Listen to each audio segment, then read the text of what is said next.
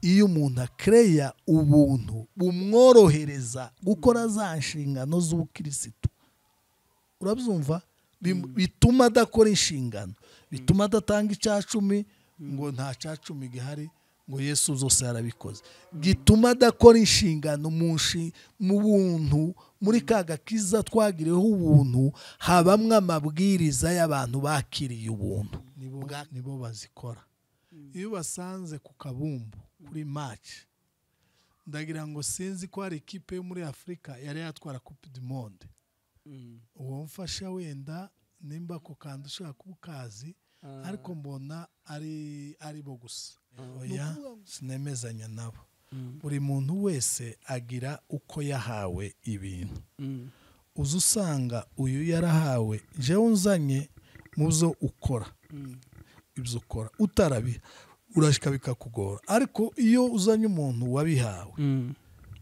wenda no guha urugero ukiri umwana mutoya ubwo babatozaga kuja mu bintu byo gusenga yego Reve uyu munsi wo kubwira ngo uje kuvuga ivugabutumwa muri Kongo no mu Rwanda woje hehe muri Kongo no mu Rwanda hose nzambaje nzanja muri Kongo nzanja no mu Rwanda ndahaba ariko no muri Kongo nzampagera tuvuze ku rugero iri iwacu muri Sud Kivu mu Minembwe uheruka yo ryari beruka mu 2015 ntuza wumva ukeneye kuja kuvuga ivugabutumwa cyane mpakunda cyane kuja gusenga niki utaza butokwira udakoze mu buzima bwawe utokwira ndakoze no gusenga urasenga buri munsi muri niba turi Bible iyo urayisoma ndayisoma cyane ni ikihe gitabo kiza kigufasha muri biriya byose Zaburi icyaha uragikora icyaha no gikora nkuko nundi wese ugikora turi abanyantege nke singambirira gukora icyaha ariko gishobora kumbaho nkagikora Revi ni iki wasengeye kuva umenye gusenga kugeza uyu munsi utarasubizwa ico nasengeye kugeza uyu munsi mbona ntarasubizwa nukuja hanze nawe uzubyifuza cyane zanifuza ngo ngende je nko muri Amerika kubwi abanyabuntu zo bumva abanyabuntu nzambumva urabafana abanyabuntu nabavugaho kugira ngo mbisobanure neza yego ubundi ubuntu n'ubwacu twese keretse umuntu utarakiriye Yesu nk'umwami n'umukisi umuntu yankoreye mu buzima ndakwibagirwa niki umuntu yobera gukoreye mu buzima bwawe utokwibagirwa ni byinshi abantu bagiye bankorera ibintu byinshi bitandukanye turashaka umwe muri abo utokwibagirwa yego muri bamwe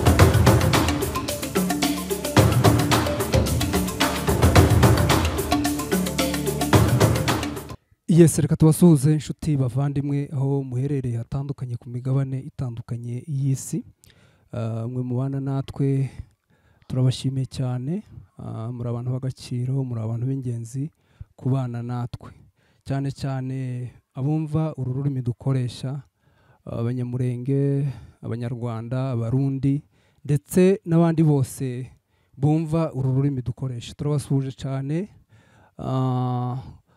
turababwira ngo muri abantu b'ingenzi muri abantu b'agaciro we wakanze subscribe yes ngo tubana umunsi ku wundi turaguzirikana umunsi ku wundi hanyuma mu muco wacu wa Kinyamurenge umuntu arivuga akabwira abantu uwo ari we hanyuma tuze gukomeza n'ikiganiro cacu. Ndatekereza ko bamwe baramuzi, hari n'abandi batamuzi. Rero kugira ngo dutangire, urabanza wibwire abadukurikiye, Revera ni umuntu ki? Revera ninde?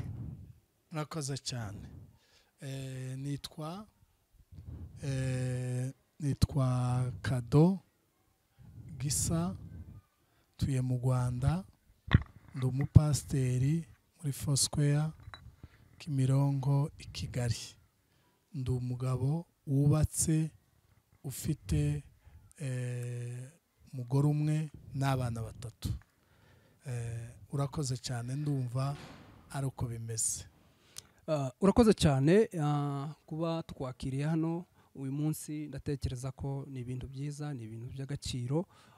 Mwebwe bakunzi bacu Bitongo TV ndetse na Madegu TV, turabakiriye kugira ngo muze mubane natwe uyu mwanya mutoya. Nawe Revera, turakwakiriye hano mu kirambi cyacu.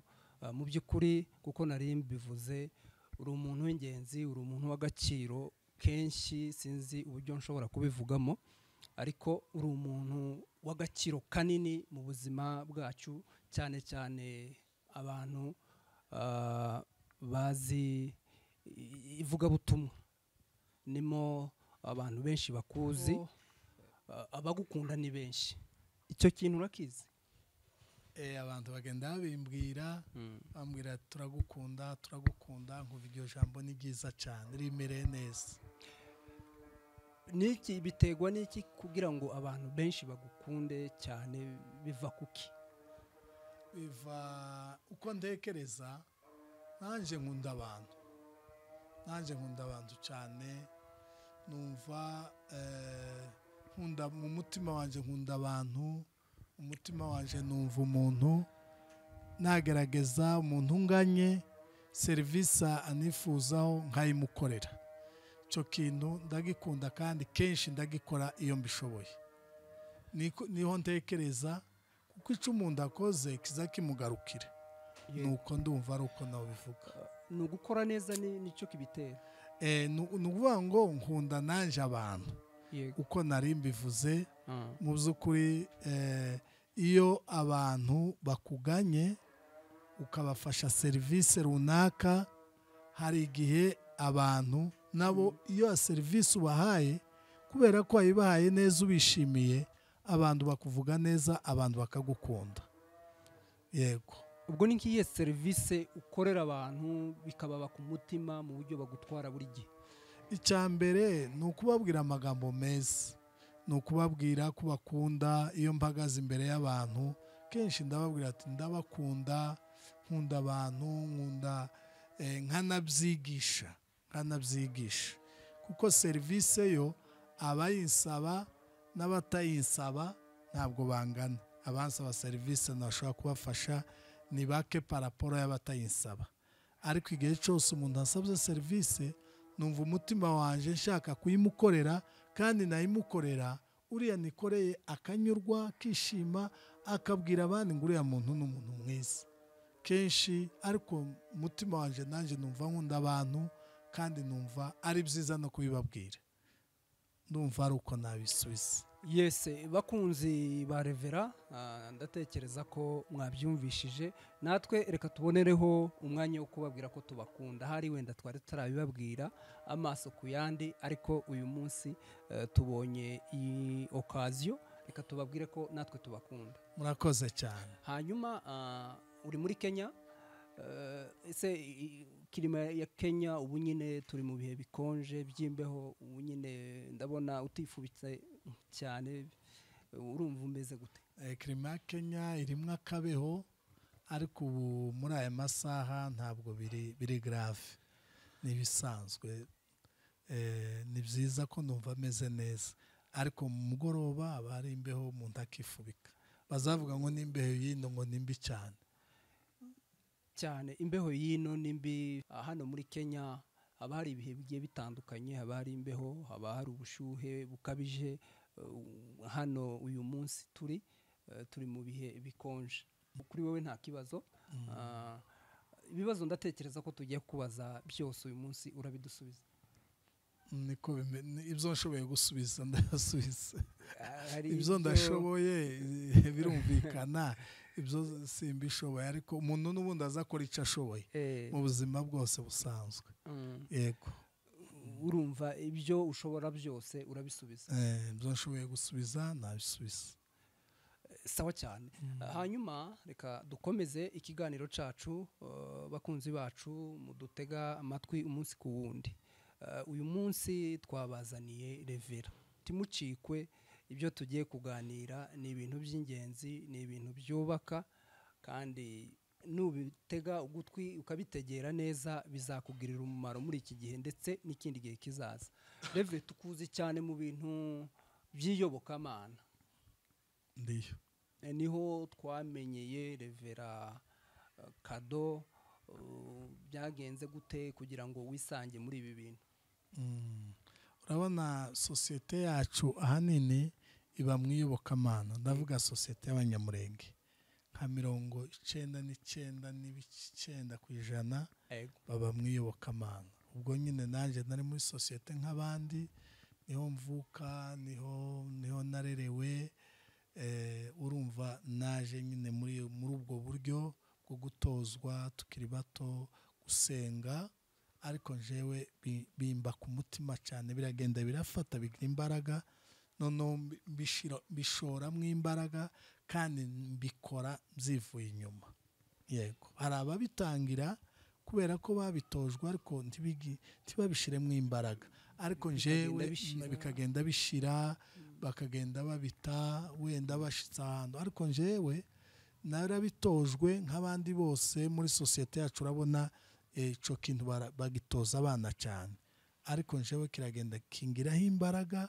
ndumva ndagikunze cyane gusenga kuba mu bihe by'ibiterane n'ibisirimba ibyo bintu numva ndabikunze cyane yego ubwo iyo uvuze ngo barabigutoje ni ababyeyi ni bande babigutoje ni ababyeyi barimo naho twakuriye nyine mu rusengero abashumba bacu barabidutoje ukiri umwana mutoya ubwo babatozaga kuja mu bintu byo gusenga byo gukora ibiki nyine bijyanye n'uyu murimo hari ibyo winubiraga utaramenya icyo ari cyo oya ntabwo nigeze ninuba kuri ibi bintu na igihe cyose bavuga ngo tuje mu rusengero tuje mu bitaramo tuje mu butayu tuje mu ibiterane by'abayumbe ibiterane nka za waki na za benezeri ibyo byose nta kintu na kimwe nigeze numva nsa naho nyine kigize intege nke muri je kigize intege nke muri je ko bagufosinze ariko iyo bavuga ngo igiterane bakavuga amahuduma tukavuga ubutayu muri jewe cyabaga ari ikintu numva nishimiye cyane nkagikora ngikunze kandi cyishimiye yego umwana iyo akiri muto aba afite impano nyinshi ariko atazi ngo muri izi mpano zose z'ibi bintu nkora impano yanje ni iyi ngiyi wowe iyo wumvaga wakundaga cyane ni ibi cyangwa ni ikindi ni ugukina umupira ni ukuragira inka ni ugukora iki uvuze mu mpano bisanzwe mu mpano z'umwana umuntu akiri umwana kubera ko umuntu aba arimo byinshi ni ugukina umupira wakinnye umupira nakinnye umupira none ubwo iyo bakubwiraga ngo ja wenda nko mu rusengero uje gusenga kandi hari umupira ntibyakubangamiraga aya ni ukuvuga ngo igihe cyose gusenga kwanjemo umupira wahise ushira umupira rwose wahise ushira muri nje wagize intege nke ego hazamutse muri nje ikanisa no gusenga no gukora imirimo y'Imana urumva nicyo wahise ugira priorite ibindi urabireka ibindi bisa naho bitagize imbaraga cyane yego binahera ko bikugira uwo tuzi uyu munsi bihera ko kubera urwo rugendo rw'igihe kirekire bihera ko bishira mu mwanya mfite kuri uyu munsi noneho tuzadukurikira inyigisho zawe nyinshi kandi njyewe ku giti cyanjye ndi mu bantu bakurikira inyigisho zawe. Amen. Iyo wigisha uza ugenda utanga ingero z'abazungu birabura, ese uza utinya abazungu cyangwa nuko bari power kuturusha? Simbatinya ahubwo ndabakunda. Jewe muri kamere yanjye nkunda abazungu, bakundira ibintu byinshi, ariko wenda reka mvuge nka bibiri cyangwa wenda na kimwe. Ikintu cya mbere bakundira abazungu abo ndeba uyu munsi ni abantu bakora ikintu bakakinoza. Iyo basanze muri tekinoloji, izi tekinoloji nka 90% nibo bazikora. Iyo basanze ku kabumbu kuri match, ndagira ngo sinzi ko hari ikipe yo muri Afrika yari yatwara Coupe du Monde, uwo mfasha wenda nimba ko kandi ushaka kubukazi, ariko mbona ari bo gusa. Ni ukuvuga ngo ibintu byose iyo mbitegereje imikorere yabo nkareba natwe imikorere yacu, mbona dutandukanye cyane. Nkabakundira ko iyo yagiye mu kintu aragikora, arabanza akaciga, akaba afite ubumenyi buhagije, noneho akaja kugikora akakinoza, ukabona ikintu rwose gifite ishusho. Ni umuntu wagikoze, ni umuhanga, tukamwita umuhanga kubera ko yagikoze neza kandi kikaba gitanze umusaruro uhagije kandi mwiza. Ico nico mbakundira, bakora ibintu neza, bagakora ibintu mu buryo bwiza. Noneho nabakompara ni iwacu no dukora ibintu, ukabona umuntu yakoze ikintu ariko yagikoze nabi, ukabona ibintu biravangavanze, kubera icyo nakwita ubunebwe, agashaka kugera kuri resulta nziza ariko atanyuze muri processus nyayo. Urumva? Natanga nk'urugero, arashaka kuba pasiteri mwiza cyane ataranyuje muri ya nzira izotuma aba mwiza cyane. Arashaka gutanga ibintu byiza atanyuze mu nzira ituma azogera hatanga ibintu byiza. Arashaka gutanga produit nziza, ariko ndashaka uyu muruho wo kuzagira ngo bizagere kuri produit nziza. Twebwe kenshi ugasanga tunyura mu tuyira two kwiyorohereza. Ijambo nashakaga kwiyorohereza. Yego. Abanyafrika si bose, abirabura si bose, n'abazungu tuvuga si bose, ariko ibihugu byabo bica mu nzira nyayo yasohora ibyo agomba guha abantu, ukabona ni byiza cyane. Naho twe abantu benshi mu banyafrika, mu birabura, kandi nivuga si bose, si muri rusange, bakunda gutanga ibintu banyuze, badaciye muri ya nzira izabaha cya kintu bashaka nyacyo cyiza gikomeye gifite ubuziranenge. Naho kenshi ngaruka ku bazungu, kenshi ngaruka ku ntege nke zacu muri Afrika. Ushaka kugera ku kintu ariko ukakigera ukabona ndicujuje ubuziranenge. Urakoze cyane. N'ubundi hari ukuntu utanga ingero z'abasaza ba kera n'ubu ngubu, ese bifite ihe tandukaniro? Ivugabutumwa rya kera n'iry'ubu ngubu, irihe tandukaniro rihari?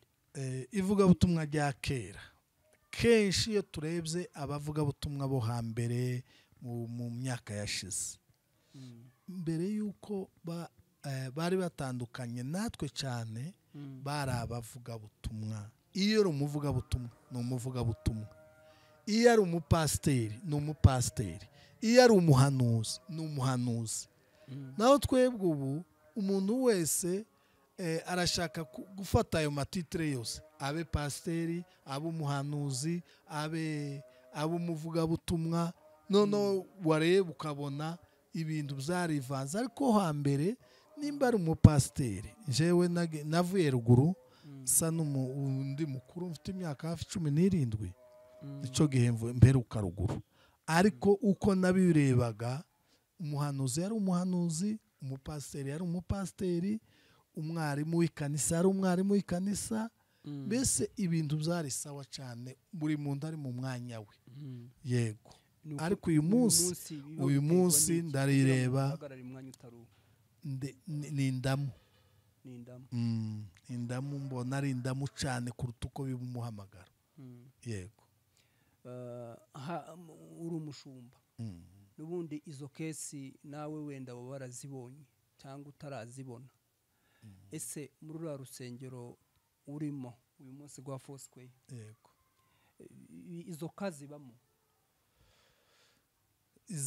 zimeze gute? Zigaragaza ko bamwe bakenewe abandi badakenewe. Bamwe bakenewe abandi badakenewe. Kurugero reka nguheze urugero no kugira ngo mzumve neza. Hari igihe usanga umuntu afite impano yiwe, swate ni umuririmbyi, undi ni umucuranzi, undi ni umudiyakoni, ariko ugasanga hari bamwe bapenaliza umuntu. Niba ari umuririmbyi ugasanga bamushize hejuru, niba ari umucuranzi ari hejuru, ariko bano bandi tibafatwa nk'abakirisitu. Biba biterwa n'iki? Biterwa, urambaje ngo iwacu bibaho cyangwa muri rusange? Uhereye iwacu byarahabaga, uyu munsi ko tubibona biba biterwa n'iki? Ni ukuvuga ngo buriya iyo umushumba mukuru iyo ari imbere yanyu abashumbye muri umukumbi munini, agomba kugenda amenya umuntu wese icyo ashoboye muri cya kintu umuntu wese ashoboye, akakimushiterekamo. Noneho kurya kimuteretsemo, uwo mushumba aba abikoze neza cyane. Ariko wa mushumba ubarebera mwese akagenda akabatereka ahantu umuntu adashoboye, uwo mushumba aba abikoze nabi. Ntabwo ari byo, kuko bitanga resulta mbi. Yego, kenshi niko bigenda. Urakoze cyane, ndatekereza ko baragenda babyumva. Abanyabuntu zo bumva? Abanyabuntu nza mbumva. Urabafana abanyabuntu? Abanyabuntu nabavugaho kugira ngo mbisobanure neza. Yego, ubundi ubuntu ni ubwacu twese. Twese keretse umuntu utarakiriye Yesu nk'umwami n'umukiza, uwo niwe utari umunyabuntu. Ariko ubuntu twese twarabugiriwe, twese uko tungana abakirisitu bagiriwe ubuntu. Nuko nyine ako kantu kajemwo ngo abanyabuntu, ariko twese uko tungana twagiriwe ubuntu. Hanyuma muri ubu buntu twagiriwe tukaba abakirisitu. Twebwe iyo umuntu azanyemo muri bwa buntu twagiriwe, akongera kumvamwo akandi kanyabuntu, akaza hari kumwe kandi muri bwa buntu. Urabona ni nko kwinjira mu nzu, muri ya nzu ukakireye iyindi nzu mu nzu. Ntabwo ari byo. Inzu igira ibyumba, nta nzu iri mu yindi. Ubuntu twese twabwinjiyemo tubuhawe n'Imana, twagiriwe ubuntu twese. Muri ubu buntu, muri aka gakiza twagiriwemo ubuntu, habamwe amabwiriza y'abakirisitu. Iyo umuntu akereya ubuntu bumworohereza gukora za nshingano z'ubukirisitu, urabyumva, bituma adakora inshingano, bituma adatanga icyacumi ngo nta cyacumi gihari, ngo Yesu zose yarabikoze.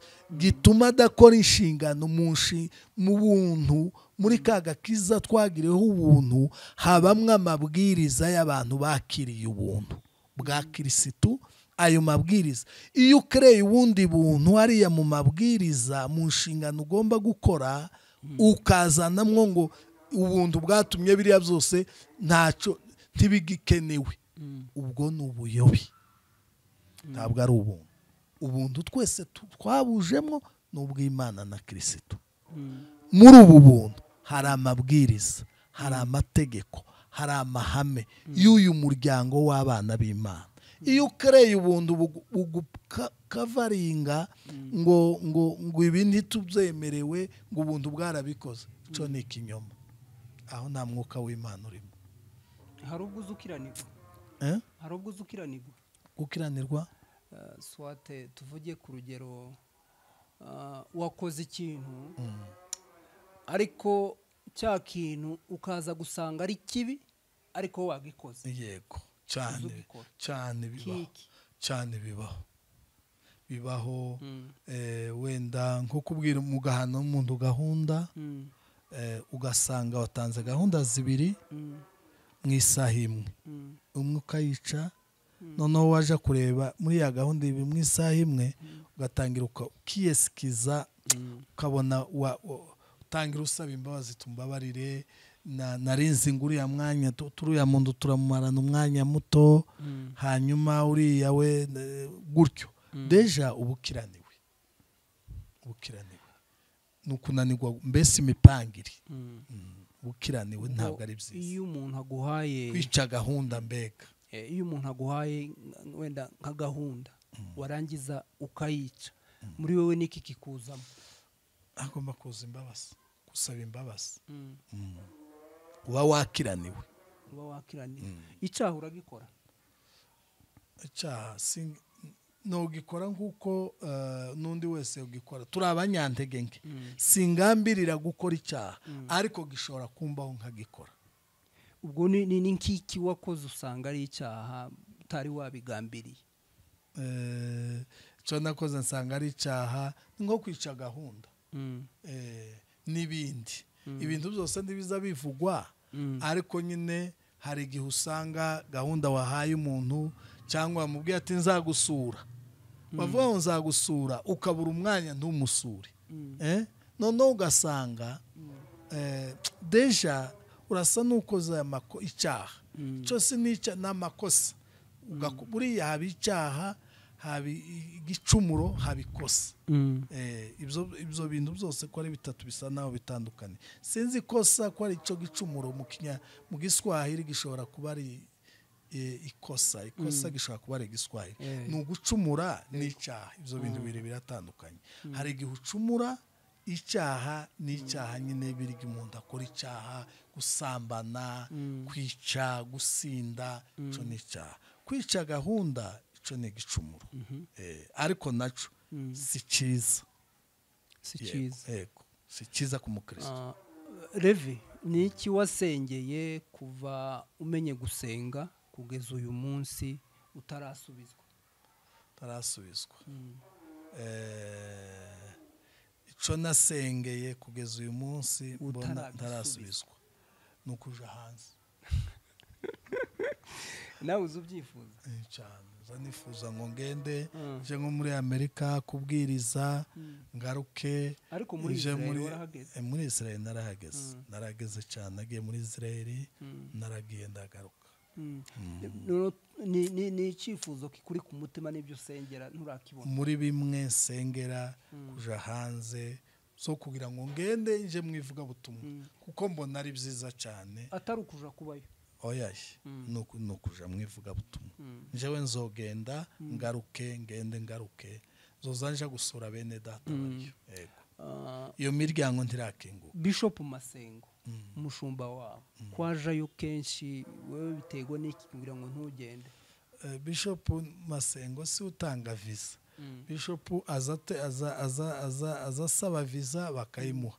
Jewe uwo muryango Imana arawukinguye. Jewe umunsi nanje wakingutse nzosaba visa bayimpe. Ntabwo urakomanga kuri ambassade? Nigezeho gukomangaho ntibayimba. Niki uyu munsi tuvuge umuntu yagukoreye mu buzima utokwibagirwa? Umuntu yankoreye mu buzima ntokwibagirwa. Niki umuntu yobera gukoreye mu buzima bwawe utokwibagirwa? Ni byinshi abantu bagiye bankorera ibintu byinshi bitandukanye. Turashaka umwe muri abo ntokwibagirwa. Utokwibagirwa? Yego. yo kugira ngo uyu munsi imbe nduwo ndiwe ni umuryango Bishop Masengo yakinguye asengera n'umusiribateri angira umushumba w'itorero ibindi bigenda bikurikira. Ico kintu ni kinini cyane ku mutima wanje, ni kinini, ni Kigali. Yego. Naho ubushize kuko wagiye ubivuga abantu benshi barabibonye, ure waguhaye amasha y'imodoka iwe niko muvuga uyu munsi imodoka nari nyikeneye, yaje nyikeneye, nukuri ari mu bantu nabo baza ku nomero ya mbere, kubera ko iyo umuntu aguhaye ikintu ugikeneye aba ari umuntu ukomeye cyane umutima, ntumwibagirwa. Ni umuntu n'abantu babiri, ntabwo ari umuntu umwe. Nahawe impanga cyangwa amahasha y'imodoka, imwe yaraje itanzwe n'umuntu, undi itangwa n'undi, ni babiri. Yego. Abo bombi ndumva bari mu bantu Imana yakoresheje ku buzima bwanje ikintu gikomeye ntazigera nibagirwa. Usibye Bishop Masengo nabo ngabo bari mu bantu mvuze Bishop kubera ko impamvu mugarutseho niwe nuko ari we wa mbere wakinguye umuryango. Aza rwose mu mwanya wa mbere kubera ko ari we wa mbere wakinguye umuryango wo kumbesha umugisha w'Imana yakoresheje gukingura umuryango w'ibindi byose bizakurikira. Yego. Ni uruhe rwego wifuza kugeraho kuri uyu munsi? Urwego nifuza kugeraho ni ukubona nabaye umupasiteri wo kuvuga ubutumwa ahantu hatandukanye, abantu benshi bagakizwa. Ego, abantu benshi nico nifuza, abantu benshi bahinduka, abantu benshi bakizwa, abantu benshi bihana, abantu benshi basubira ku murongo, abakozi b'Imana. Kuko niki kiganiro tugiranye, ico nifuza nuko abantu babireba bikabahindura mu mutima kuruta uko babireba wenda bakavuga ngo kare yakavuze nabi, ngo kare yakavuze neza. Nico nifuza, nirwo rwego nifuzamo. Donc urumva ukeneye ko wari wakora ivuga mbutumwa ryo mu muhanda? Oya, zanumva ntararihawe. Buri muntu wese agira uko yahawe ikintu. Yego. Kenshi batubwira ko bavuga butumwa bakora ivuga butumwa ryo mu muhanda niryo rigoye cyane kuruta ryo mu nsengero n'ahandi. Wemezanya nabo?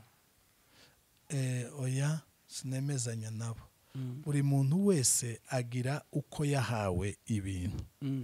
Uza usanga uyu yarahawe, jewe unzanye muzo ukora, ibyo ukora utarabiha urashika bikakugora. Ariko iyo uzanye umuntu wabihawe, wenda no guha urugero, nturuzi jewe akazi nkora uhinduye ku mugore wanje ukamuha akazi akora, jewe akora mu rugo gufasha abana, kwankadra abana, noneho jewe nkakajamo, nawe akaja muri aka kanje, urumva birasa naho byogorana.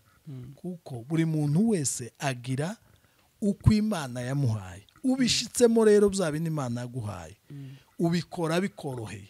Umuntu rero ubwiriza mu muhanda navuga rwose kubera ko yabihawe. Imana imuha strategy, Imana imuha uburyo, Imana ibikora mu buryo butandukanye kandi bwiza. Ariko njewe ku gatuti no bihabwa, hari igihe no shika bikananira kabisa, nkumva mu mutwe wanje sinzi ko ntaho no bihera. Nukuvuga ngo imba ntarabihawe. Yego. Reve, uyu munsi wo kubwira ngo uje kuvuga ivuga butumwa muri Kongo no mu Rwanda, woje hehe? Muri Kongo no mu Rwanda hose nzambaje, nzanja muri Kongo, nzanja no mu Rwanda. Mu Rwanda ndahaba, ariko no muri Kongo nzampagera. Tuvuze ku rugero iri iwacu muri Sud Kivu mu Minembwe, uheruka ryari? Beruka mu 2015. Ntuza wumva ukeneye kuja kuvuga ivuga butumwa? Cyane. Mbakunda cyane kuja gusenga. Kuja gusenga mu butayu. Niki cyabuze? Umutekano waho. Umutekano ni wabuze. Kuko imvururu n'intambara zigize iminsi myinshi, bisa naho biba bigoye ukavuga ati reka tubanza turebe ko uyu muyaga utambuka. Yego. Iyo habaye nk'umutekano byibura umutima urakubwira ngo ugende? Umutekano cyane ndanagenda. Uragenda? Naragiye ariko ubundi nagendaga i Buvira, genda i Goma, i Bukavu, gutyo ndahagenda, ariko ruguru nico gihe kimwe nahagiye. Niki utaza butokwira udakoze mu buzima bwawe? Utokwira ndakoze no gusenga. No gusenga? Urasenga buri munsi? muri niba turi. Yego. Bible iyo urayisoma? Ndayisoma cyane. Ni ikihe gitabo kiza kigufasha muri biriya byose? Zaburi. Yes. Reka tubashimire, ibibazo byari byinshi Revera, reka tureke gutwara umwanya munini. Ese uyu munsi aya masaha tuwaye tuvuganaho, ninde muntu ufitiye ubutumwa utarabugezaho? Narabugezaho? Wabuze uburyo uwo bumugezaho kandi mufitiye ubutumwa? Ntawe mfite mu ideni yo kumva ko nabuze uburyo bwo kumushikirizaho ubutumwa. Ntawe mfite. Yes. Reka tugushimire cyane ku mwanya mwiza uduhaye tukaba tuganiriye. Ndatekereza ko cyari ikiganiro cyiza, dukoranye ikiganiro cyiza. Reka tubwire abadukurikira umunsi ku wundi ko harimo ubutumwa, harimo inama, harimo ibintu byinshi bizabafasha mu buzima. Reve turagushimiye bivuye ku ndiba y'umutima kuba waduhaye umwanya uragoye. Abongereza bazavuga ko ari ifaranga.